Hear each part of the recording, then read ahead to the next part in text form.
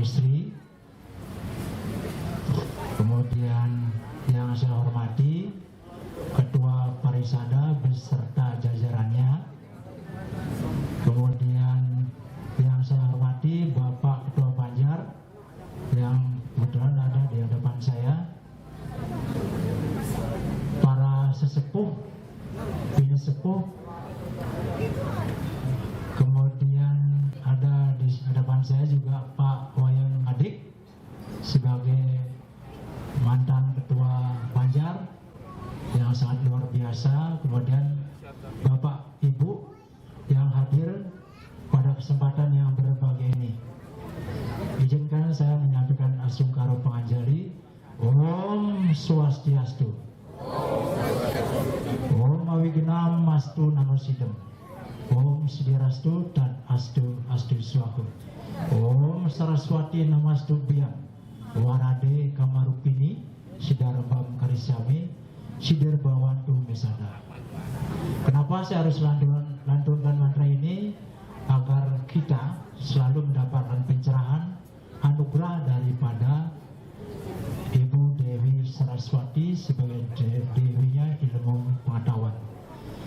Bapak Ibu, pada kesempatan yang berbahagia ini saya menyesuaikan dengan tema Piodalan yang ke-73 saat ini, di mana temanya judulnya sangat panjang sekali itu ya, saya tidak ingat, tapi ada kata kuncinya di sana, harmonisasi ya, dan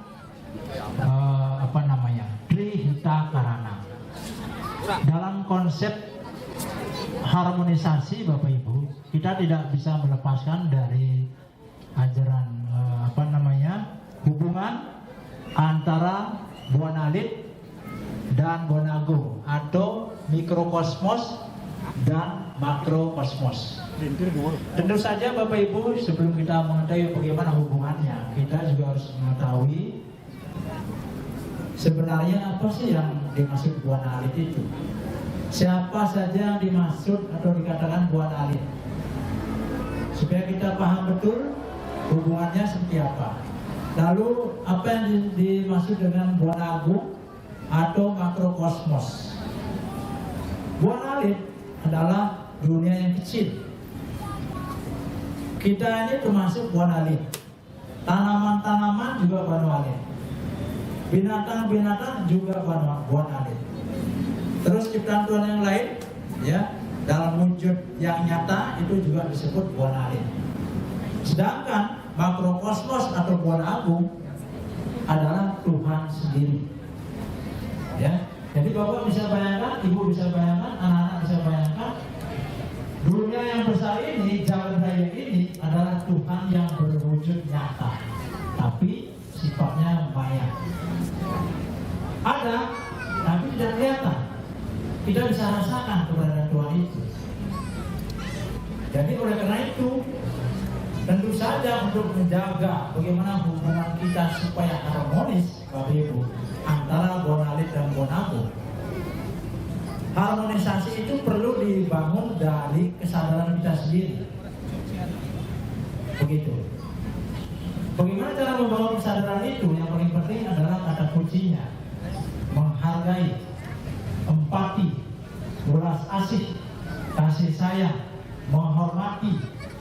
Nah, semuanya itu akan terkait dengan kecerdasan yang bersifat emosional. Beda dengan kecerdasan yang bersifat intelektual, ya. Jadi keberadaan kita di sini adalah untuk meningkatkan kecerdasan otak kita, otak kanan, yang berkaitan dengan nilai-nilai tadi yang saya katakan, empati, kasih sayang, kemudian ulas asih, ya, memberi, ya, itu wujud-wujud daripada rasa penghormatan kita pada Sang Pencipta atau Tuhan yang Maha Kuasa. Jadi dengan keberadaan simbol-simbol yang kita bisa lihat di depan hadapan kita ini adalah wujud bagaimana kita bisa mengadakan Tuhan yang tadinya tidak ada itu menjadi ada. Ketiadaan yang mengandung ada.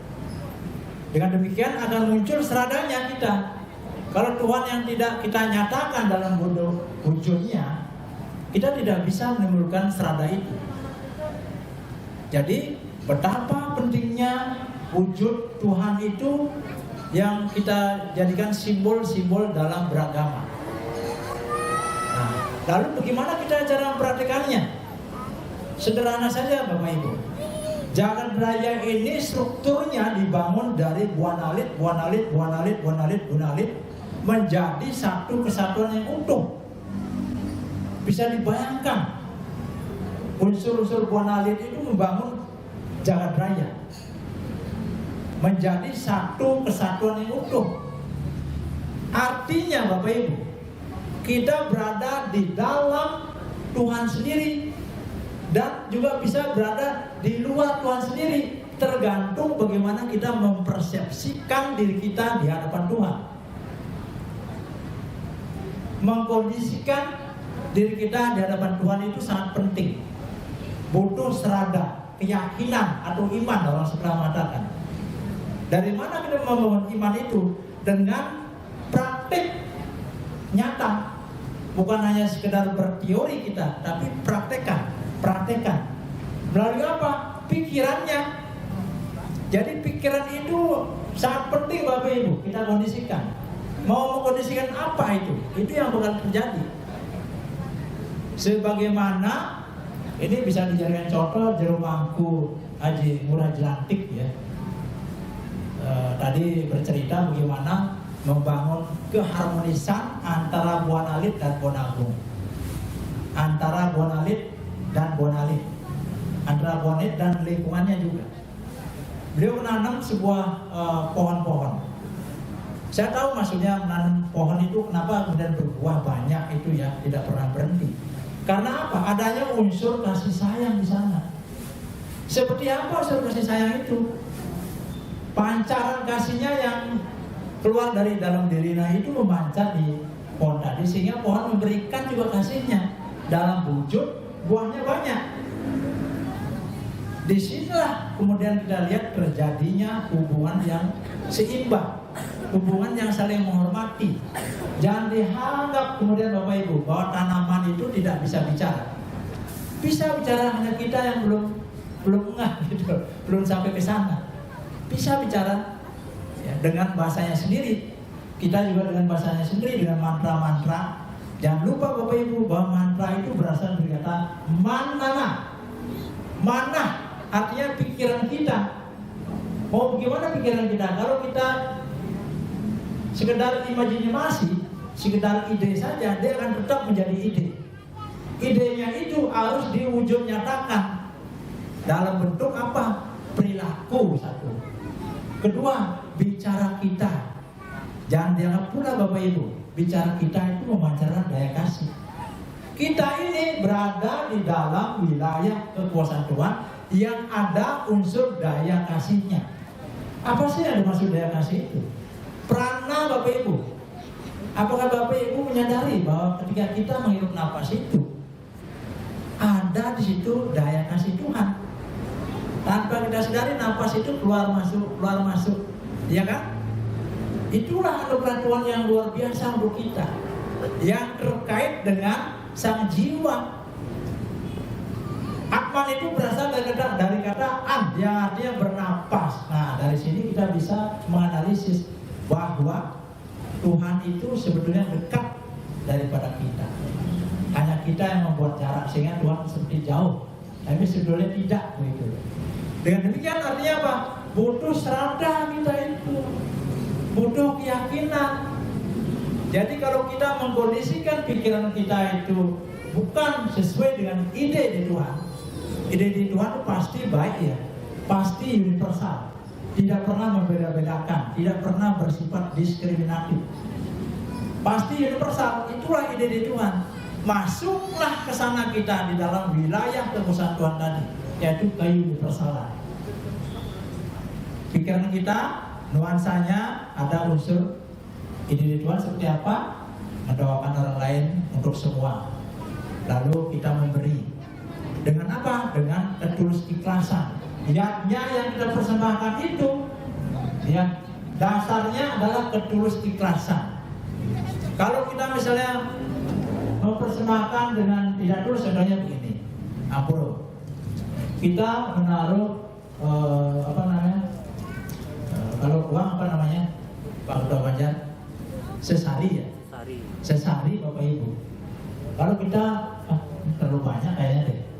Nah, berarti kita ada unsur tidak sesuai dengan ide Tuhan. Yang sesuai dengan ide Tuhan itu adalah ketulus ikhlasan kita. Berapapun yang kita persembahkan itu, yang paling penting itu tulus kita itu. Itulah yang disebut dana punya yang bersifat sakwik, yang sesuai dengan ide Tuhan. Sakwik yang tadi di pertama saya katakan yang Raja Asik itu tadi, nanti kebanyakan deh kayaknya seperti itu ya. Tidak usah dipandang. Mau 50.000 blok silakan, mau 2.000 blok silakan, 100.000 asal karo. Ya, jadi membantu meningkatkan apa yang dibutuhkan oleh pura di sini sebagai perlengkapan administrasi dan lain sebagainya. Jadi penting Bapak Ibu, bagaimana kita membangun keharmonisan itu yang nanti berefek positif pada keluarga kita, pada diri kita khususnya. Jadi dengan demikian artinya apa? Kita sendiri yang membangun kesadaran itu supaya kita menjadi orang yang berkecerdasan secara spiritual dan emosional. Jadi kalau kita sudah berada di situ, jadi Bapak Ibu, ada istilahnya kita berada di titik di maha ruang yang luas. Nah, apa lagi maksudnya ini? Kita adalah titik yang berada di maha ruang yang luas. Jadi kita sebagai buana alit sesungguhnya adalah buana agung. Kan begitu logikanya ya. Jadi dengan demikian Adi Sangkaracaya mengatakan bahwa semuanya itu adalah Tuhan. Dari mana kita mengetahui? Setiap ciptaannya itu ada kesadarannya. Kesadaran itu dalam Upanishad disebut sebagai Brahman. Brahman itu pencipta. Brahman itu dalam takwanya disebut Tuhan. Brahman, Atman, Aikyam. Brahman dan Atman itu satu. Nah, inilah Bapak Ibu yang perlu kita membangun serada bahwa Brahman dan Atman itu satu. Kalau kita tidak meyakini bahwa Brahman dan Atman itu satu, kita berada di dalam lingkaran yang tidak sesuai dengan kehendak Tuhan. Jadi kalau kita mau ingin hidup tentram, damai, yang pertama yang harus dijaga adalah bagaimana bicara kita, positif apa negatif. Kalau negatif, itu yang akan menumpuk di benak pikiran kita, yang bila dibiarkan terus berlarut-larut akan menjadi noda-noda batin. Di mana itu berada noda-noda batin itu disimpannya? Di cakra Bapak Ibu. Kalau belajar yoga itu di cakra disimpannya. Cakra itu adalah roda yang selalu bergerak, melingkar, berputar, memancarkan energi karena sentuhan prana dari hirup napas kita sehari-hari. Alangkah idealnya apabila kita mengatur napas kita dengan panjang, menjadi selalu kita akan mendapatkan kedamaian, ketentraman, kesuksesan, dan lain sebagainya. Dan sebaliknya Bapak Ibu, kalau hidup kita selalu diliputi oleh suasana ketidaknyamanan, ketidaktentraman, ya, penderitaan, putus asa, berarti kalau kita lihat dari hubungannya, kita tidak berada di dalam wilayah kekuasaan Tuhan. Nah, ini bahasa nasional begitu ya. Kalau bahasa Sanskritnya kan bagaimana kita membangun Trihitakrana khusus gitu ya, hubungan yang harmonis gitu. Supaya lebih mendetail dijelaskan hubungan yang harmonis dengan Tuhan itu seperti apa. Seperti tadi ya yang saya jelaskan ya. Kemudian hubungan dengan sesama juga sebenarnya ditujukan kepada Tuhan juga. Memberi itu kita dengan tulus ikhlas juga dihubungkan dengan Tuhan juga. Oleh karena itu Trihitakrana itu adalah konsep yang integral. satu kesatuan yang utuh yang tidak dapat dipisahkan. Begitu kita niatkan untuk menyumbang kepada orang yang tidak berpunya, itu juga sama dengan memuja kepada Tuhan, berbakti kepada Tuhan. Jadi cakupannya sangat luas Bapak Ibu. Pengertian yang luas itulah yang dimaksud pengertian yang universal, yang sesuai dengan ide-ide Tuhan.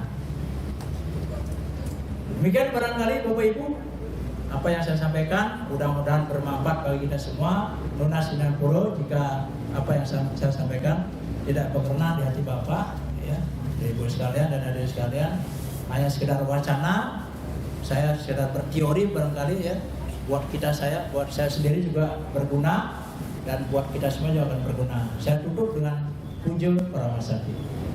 Om Santi Santi Santi. Oh, terima kasih.